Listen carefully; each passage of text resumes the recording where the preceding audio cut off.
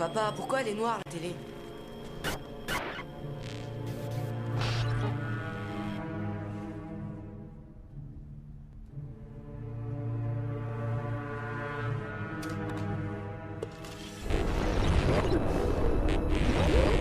Bonsoir, Londres.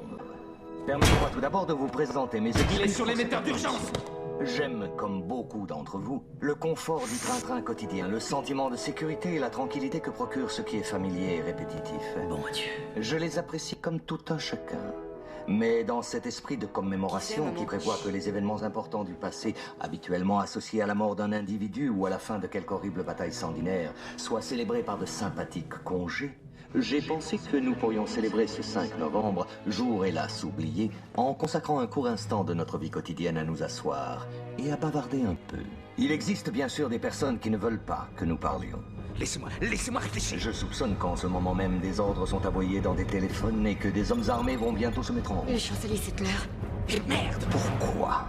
Parce que même si on peut substituer la matraque à la conversation, les mots conserveront toujours leur pouvoir. Les mots sont le support de la compréhension et pour ceux qui les écouteront, l'énonciation de la vérité. Et la vérité, c'est que quelque chose va très mal dans ce pays, n'est-ce pas? C'est vous qui l'avez conçu, vous la vouliez indéréglable. Vous m'avez dit toutes les télés de Londres. Cruauté et injustice, intolérance et oppression. Et là où auparavant vous aviez la liberté de faire des objections, de parler comme bon vous semblait, vous avez maintenant des censeurs et des systèmes de surveillance vous contraignant à la conformité. Des caméras. Et sollicitant. Il nous faut votre des caméras. solution. Comment est-ce arrivé? Qui est à blâmer?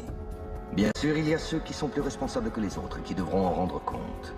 Mais, encore dans un souci de vérité, si vous cherchez le coupable, regardez simplement dans un miroir. Je sais pourquoi vous l'avez fait. Je sais que vous aviez peur. Qui pourrait se vanter du contraire? Guerre, terreur, maladie. Une myriade de problèmes a contribué à perturber votre jugement et à vous priver de votre bon sens. La peur a pris ce qu'il y avait de meilleur en vous, et dans votre panique, vous vous êtes tourné vers Adam Settler, aujourd'hui chancelier. Il vous a promis de l'ordre, il vous a promis la paix. Tout ce qu'il a demandé en échange, c'est votre consentement silencieux et docile. Inspecteur, ils vont entrer. La nuit dernière, j'ai cherché à mettre fin à ce silence. La nuit dernière, j'ai détruit le Old Bailey pour rendre la mémoire à ce pays.